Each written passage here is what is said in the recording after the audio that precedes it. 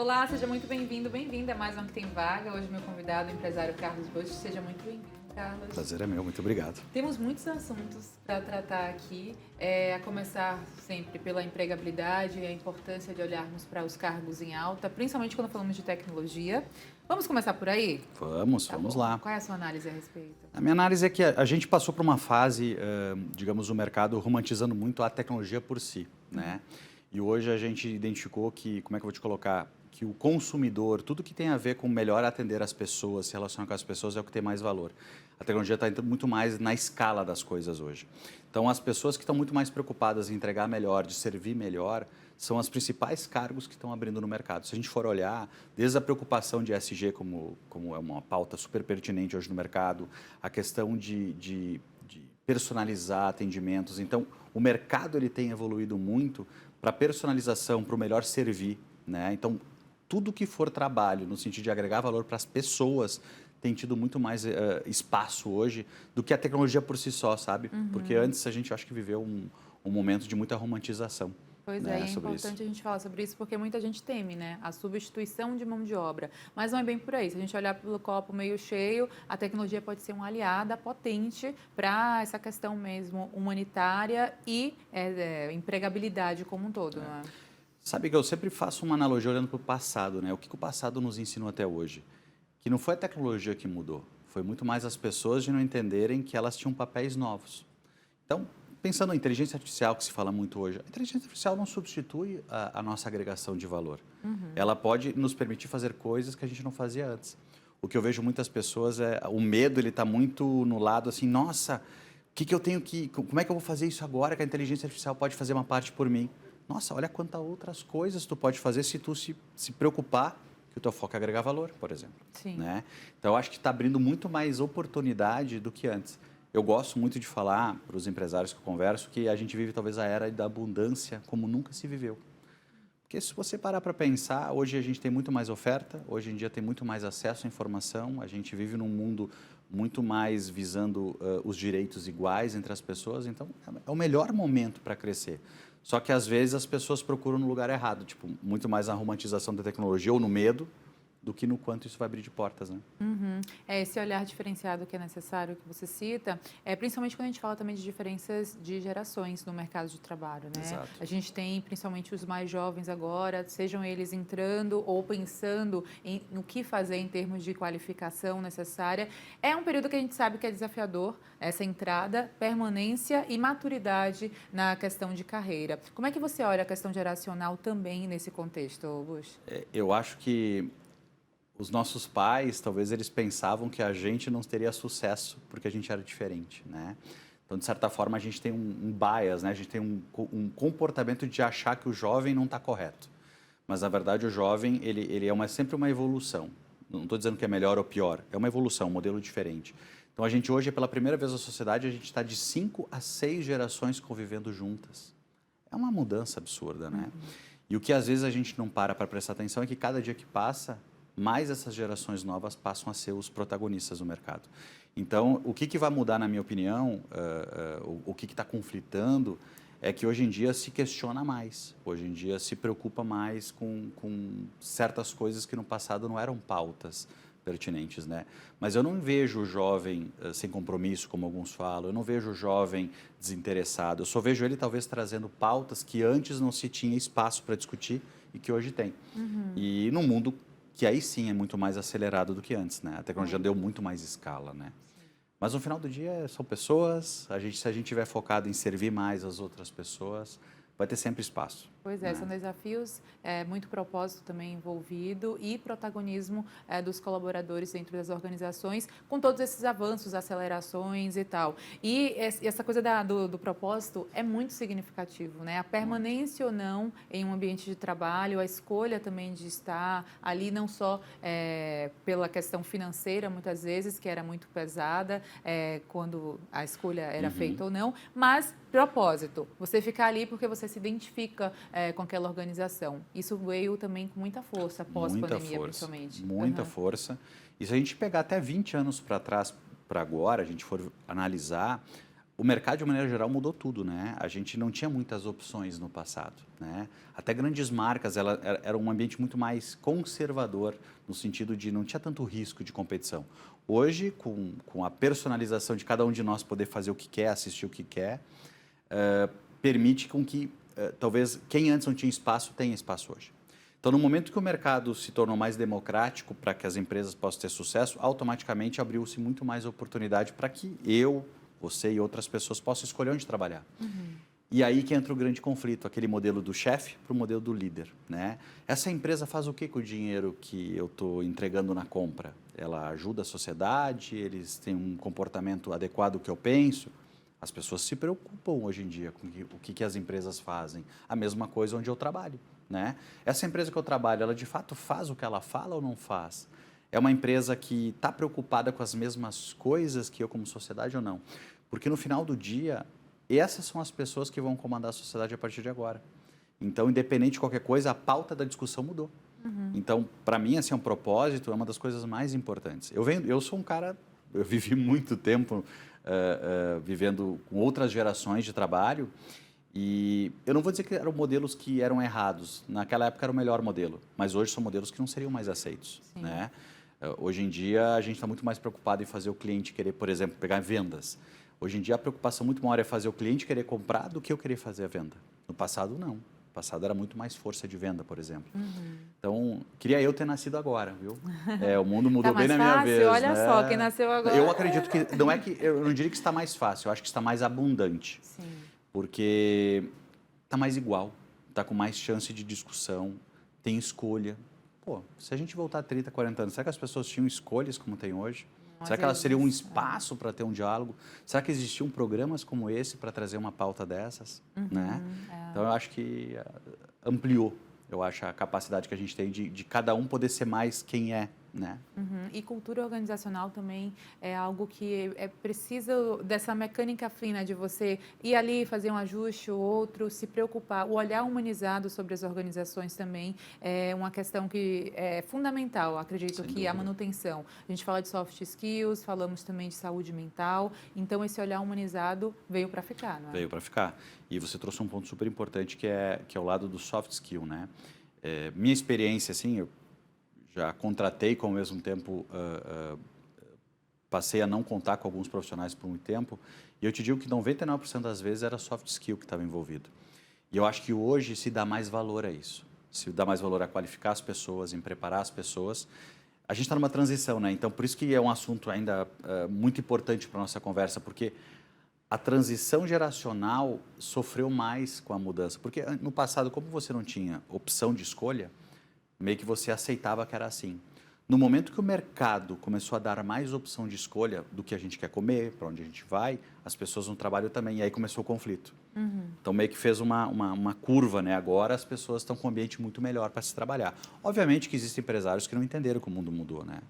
Mas eu acho que a gente vive, eu reforço, a gente vive um modelo de abundância como nunca. Nossa, e aí falando em abundância ainda, essas questões também de estar integrado com o que o mundo traz. A gente tem, ainda linkando a questão geracional, os nômades digitais, os formatos de trabalho que mudaram bastante. O híbrido veio para ficar também, permanece na maioria das organizações, mas o digital, o remoto, que possibilita você estar no Brasil e trabalhar numa empresa na Europa, nos Estados Unidos, também é um contexto que veio. Formatos de trabalho, principalmente no pós-pandemia e daqui para frente. Qual a sua visão a respeito? É isso mesmo que está se formando, se moldando?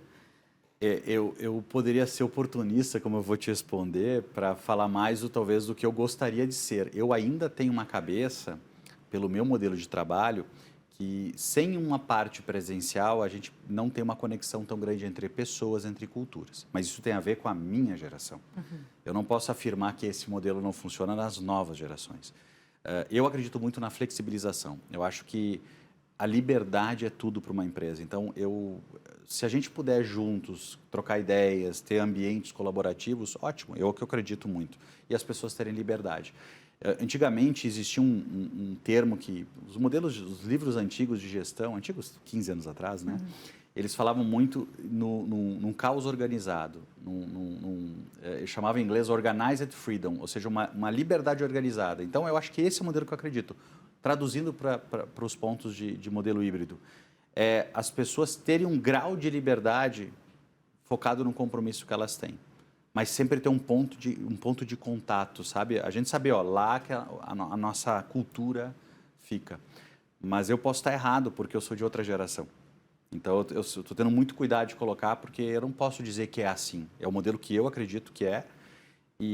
Mas, assim, quem acredita que o modelo híbrido não vai funcionar está indo contra uma tendência geracional, né? É difícil explicar para alguém que antes tu era obrigado a ficar 5 dias do mês, dependendo, obviamente, da tua profissão, mas ser obrigado a trabalhar numa empresa, naquela carga horária, daquele jeito, se a tua profissão permite que tu tenha liberdade. A quantidade de países no mundo que já abriram hoje a possibilidade de nômade digital. Estônia, pega a Estônia, por exemplo, 99,7% de tudo que tem a ver com governo e trabalho é digitalizado já. Não se justifica, né? Sim. Então, a gente vai aprender muito com essa geração nova, né? E a geração nova vai ter que ter um pouquinho de paciência, porque as gerações, não digo as antigas, mas essa transição é natural, vai ter conflito. Claro. O que eu sou contra eu vejo uma força no mercado batendo muito, não, tá vendo, todas as empresas estão forçando o pessoal a voltar, tal. Eu acho que não é por aí. A gente viu que tem como viver melhor. Por que a gente vai regredir?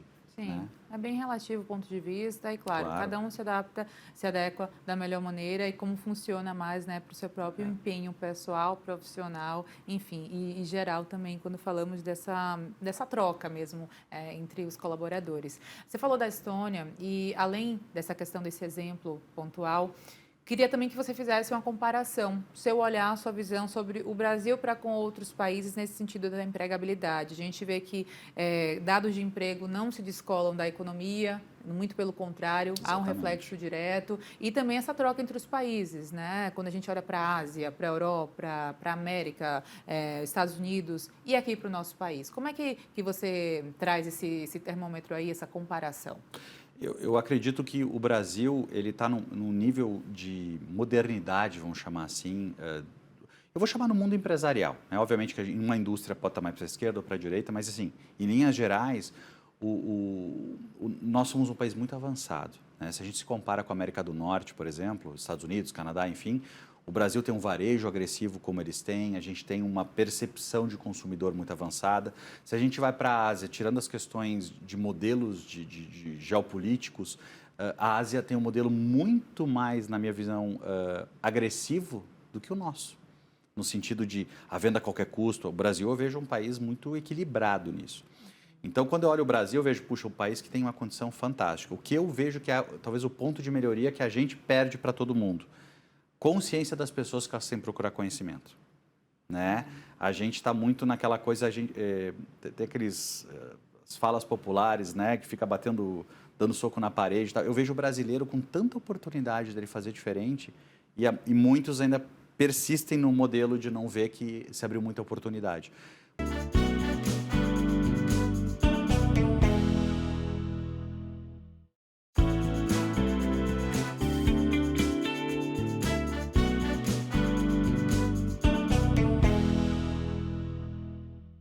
Porque, assim, eu não tenho como dizer que um varejista brasileiro ele perde para algum varejista no mundo, por exemplo. Então, se a gente não perde por isso, a gente, obviamente, tem mais dificuldade econômica, burocracias, etc. Mas, voltando para a empregabilidade, um país mega atualizado. Só que, infelizmente, as pessoas elas não despertaram de o quanto elas podem ganhar com isso. O melhor exemplo é a inteligência artificial. A narrativa que as pessoas defendem é o medo, né? Vai me substituir, ao invés de olhar o quanto aquilo pode me fazer coisas que eu não fazia antes, né? São escolhas, eu posso escolher o copo meio vazio ou meio cheio, né? Então, eu defendo muito essa coisa de potencializar as pessoas, dar ferramenta para as pessoas, porque o Brasil é um país muito grande, é um país com muita riqueza, só que, infelizmente, a gente, às vezes, prefere ficar abaixo da média, eu não entendo. né? Pois é, e isso impacta diretamente também na questão da escassez de mão de obra, qualificação necessária para a ocupação de cargos. A gente às vezes vê notícias, os Estados Unidos tem muito cargo aberto e pouco pessoal mesmo para preencher. E aqui no Brasil falta, eu acho que também esse ritmo, né, da gente ter a qualificação. Posso estar equivocado, mas na minha visão, os Estados Unidos, ele falta mão de obra para os trabalhos que hoje em dia não compensam na visão das pessoas. Então, um Sim. trabalho mais operacional. Tem esse ponto. Né? E o Brasil não.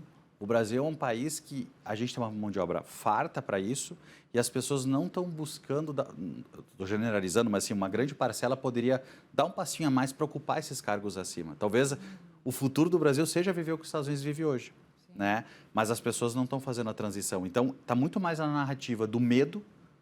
Tipo, eu brinco, né? A gente foi educado, de uma maneira geral, na sociedade, principalmente a minha geração, a não perder, ao invés de escolher ganhar. Então, o pessoal joga para não perder, em vez de jogar para ganhar. Eu acho que a gente precisa ter um pouco de audácia, De sabe? risco. Picardia. Né? Um apetite do risco ali. Exato. Mas isso, as gerações estão trazendo essa novidade. Né? Essa, não dizia coragem, mas essa vontade de crescer, né?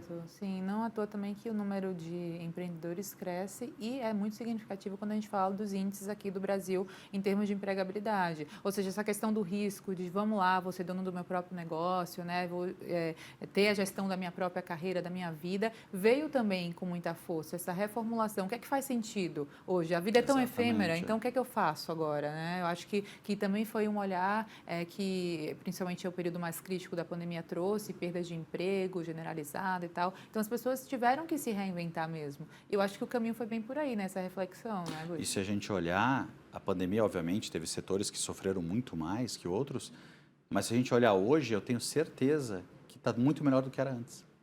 Ou seja, a dificuldade fez com que as pessoas não tivessem escolha a não ser enfrentar. Sim. Né? Então, o brasileiro é um povo trabalhador, a gente é uma economia forte, só que, obviamente, a gente tem N aspectos para evoluir, educação, saúde, enfim. Mas voltando ao mundo empresarial, a gente tem muito mais chance de trabalho hoje, muito mais oportunidade. Né? De onde eu saí para onde eu cheguei, eu sou assim, um improvável. Mas hoje em dia, não. Hoje em dia é uma realidade que tem dezenas, centenas de casos exatamente para esse ambiente de diversidade, de questionamento. Né? Pô, nós mesmos estamos aqui questionando. Né? Pois é. Quando antigamente seria uma pauta para isso, né? Pois é, com certeza. É isso que você fala da trajetória mesmo, pessoal, de cada um de nós. Acho que conta muito, né? Gostaria que você pudesse abrir mais seu exemplo, sua trajetória profissional, que, aliás, está de parabéns. Imagina. Mas eu acho muito importante. São exemplos, assim, que são inspiradores para, em geral, as pessoas olharem e falarem, não, independente de onde eu estou, eu posso chegar onde eu busque chegar da maneira certa também de trilhar esse caminho, né? Você falou do negócio da carreira, né? Talvez o grande ponto que eu colocaria para quem está nos escutando, seja se é um líder de uma empresa ou se é um empregado, a pessoa pensar assim, o que eu estou agregando na vida das outras pessoas, sabe? Eu estou fazendo um pouquinho a mais, porque se todos nós... Vou abrir um parênteses aqui. Se eu fosse te encontrar no evento e eu fosse me apresentar, a gente fica com vergonha. Pô, o que vão pensar? Vão me apresentar. Mas se você estivesse passando uma dificuldade, eu iria oferecer ajuda, seria a coisa mais natural. Por que para ajudar as pessoas a gente não tem, entre aspas, vergonha, mas para se apresentar tem? É o interesse. Você é interessante ou é interesseiro. Se todo mundo buscasse ser interessante, ou seja, agregar um pouquinho, muda completamente, né? Então, eu acho que o desafio é, você não está fazendo o que a média, faz um pouquinho mais. Faz um pouquinho mais. Esses dias eu vi um matemático, e eu não sei nem os números de cor, assim, mas eu lembro que ele colocou assim, ó, se você melhorasse por dia 1.000 avos da sua produtividade, ou seja, 0,1%. Então, tu diz assim, ó, faz 0,1% melhor ao dia. Em 10 anos, tu aumentou o teu salário em quase 20 vezes. Ou seja, não adianta ir com muita sede ao pote, mas é uma trilha realmente que é mais resiliente e, obviamente, estratégica. Exatamente. É foco, propósito. Sim. Né? Certa vez eu ouvi uma frase que falava o seguinte, você não ganha o que você merece, mas o que você negocia. Exatamente. E também isso vai muito do você se posicionar, né? Não esperar que as coisas andem de uma forma solta, mas você também ter esse protagonismo, como é citado no mercado de trabalho. Para mim é um pouco difícil falar sobre isso, porque é uma coisa que, felizmente, eu não tinha conhecimento, mas eu tive o comportamento certo. E é o que eu tento passar para as pessoas a vida inteira. Tipo, é só fazer um pouquinho mais. tem frases clichês disso, né? Mas tipo, faz só um pouquinho mais e se entrega um pouquinho mais, né? Ao invés de ficar questionando muito se é justo ou não é justo, só entrega um pouquinho mais, né? Porque gente assim é o que faz falta, Com né? certeza. E não precisaria fazer falta, né? Teria que sobrar, na verdade, né? Porque depende só da pessoa, né? Pois é. Então eu defendo muito, de novo, pode parecer repetitivo e tal, mas eu acho que o jovem hoje, ele vive talvez o melhor momento de mercado que a gente já viveu, né? Mais desafio, mais competição, mas muito mais oportunidade. E o empresário também, né? O empresário, dificilmente o empresário hoje, ele vai criar um negócio e vai enfrentar problemas que não foram vividos antes. O desafio é saber que eu tenho que buscar mais, se esforçar mais, então é um pouco do que eu acredito. Na sua visão, o que um bom empresário, um empresário de sucesso, ele tem como comportamento, tem como escolhas, enfim, como visão mesmo para realmente dar vez a essa, né, qualidade de ser considerado bom, referência e tal? Porque a gente sabe que toda atividade empresarial tem a sua questão ali envolvendo o risco, mas também o lucro é necessário e uma série de outras coisas. O que é ser um bom empresário, na sua opinião? Na minha visão, o empresário, existe aquela fase da sobrevivência, né? Então, ali é difícil eu querer dar conselho para alguém que está tentando sobreviver, né? Ou seja, ficar de pé e tal. E ali é muito mais ele com ele mesmo se organizar. Mas uma vez que entendeu e a coisa, tipo, virei um empresário de fato, tem um negócio, para mim, a primeira pergunta que eu faria para ele é: o que te faz ser único? Porque eu tenho que saber o que eu sou único. Se eu perguntar para você, como apresentador, o que te faz ser única, tu tem características que te fazem única. E o teu sucesso vem por saber e executar isso, ocupar esse espaço. Aquele empresário, ele pode ter uma lojinha de roupa, ele pode ter uma padaria, não importa o tamanho do negócio. Se ele entender que ele é único, as pessoas vão querer trabalhar para ele, os clientes vão querer comprar dele, ele vai querer, sabe? É só isso. O problema é que a gente foi educado a falar para as pessoas o que elas esperam, né? E, na verdade, não. A gente tem que falar para as pessoas o que elas não esperam. É surpreendendo que eu ganho atenção, né? É entregando mais que eu ganho apreço. Então, eu, como empresário, eu procuraria sempre entender, primeiro, o que eu sou único e, segundo, não o que, e sim quem. Porque tem muita gente que já viveu que pudesse ter humildade e dizer o seguinte: me ajuda. E todo mundo gosta de ajudar. Você já parou para pensar? Sim, e o brasileiro tem muito isso, Muito. né? É meio que natural mesmo.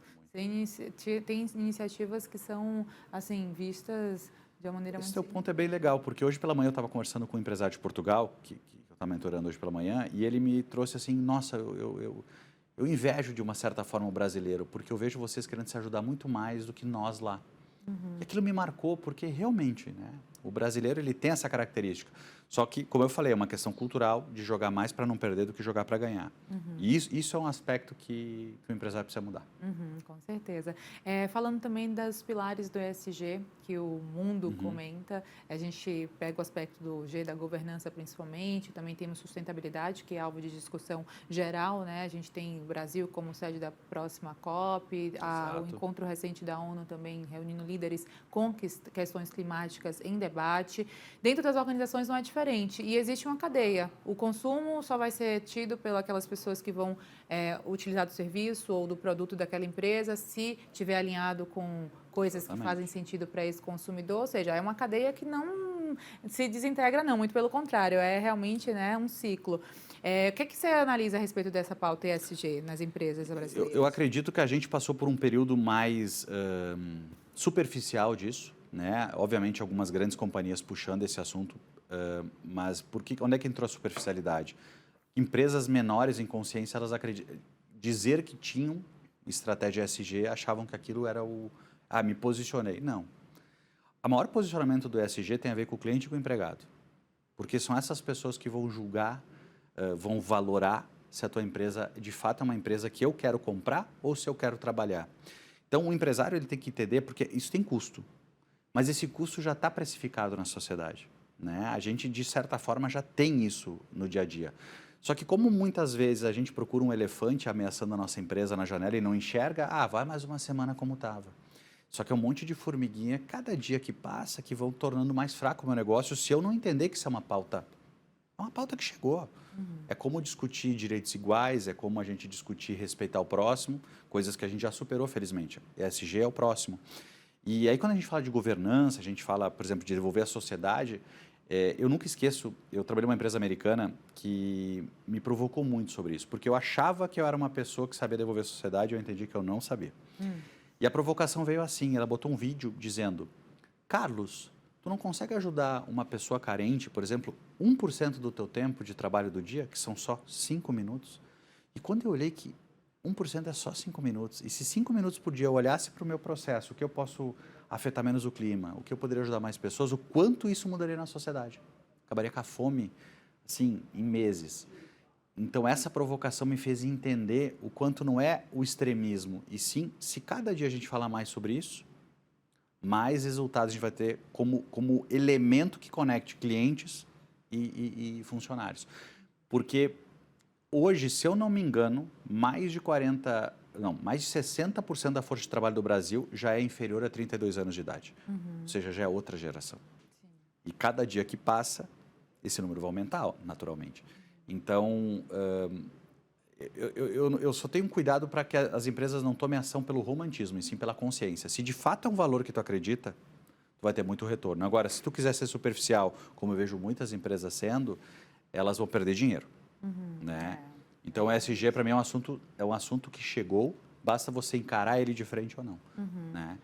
Bush, quando a gente olha a questão das relações dentro das empresas, a gente tem, acho que, 3 pontas que são mais significativas, uma tríade mesmo, entre colaborador, líder e o pessoal de gente de gestão, recursos humanos. É necessário um equilíbrio, no mínimo, né? E o foco no gente de gestão, nesse setor da empresa que muitas vezes traz essas métricas e é determinante, muitas vezes, para o sucesso também da implementação dessas métricas. Como é que você olha para esse setor? É o conflito, de novo, das gerações. Empresa com modelo antigo, de pensamento eu falo, né?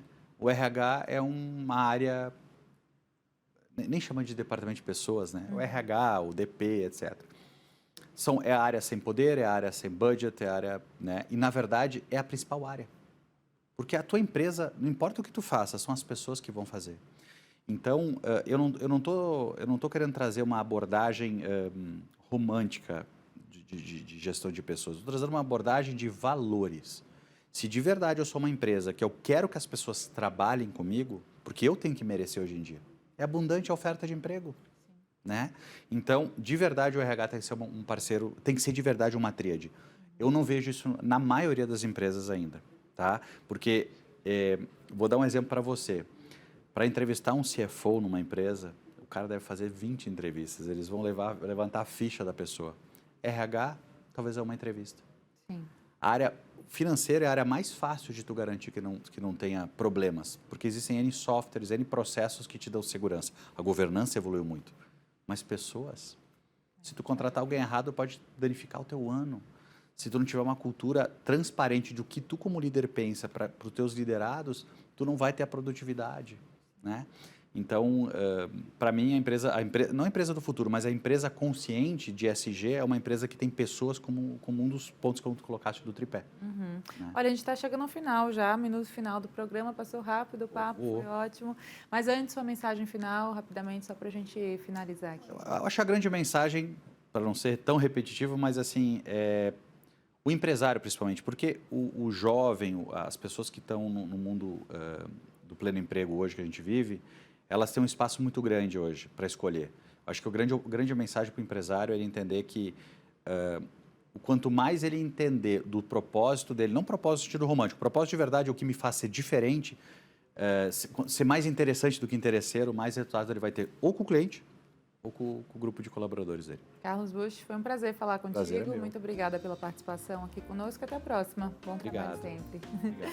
E para você também que nos acompanha, obrigada por sua companhia e audiência. Lembro que o Aqui Tem Vaga também fica disponível no YouTube Band Jornalismo. Até o próximo programa.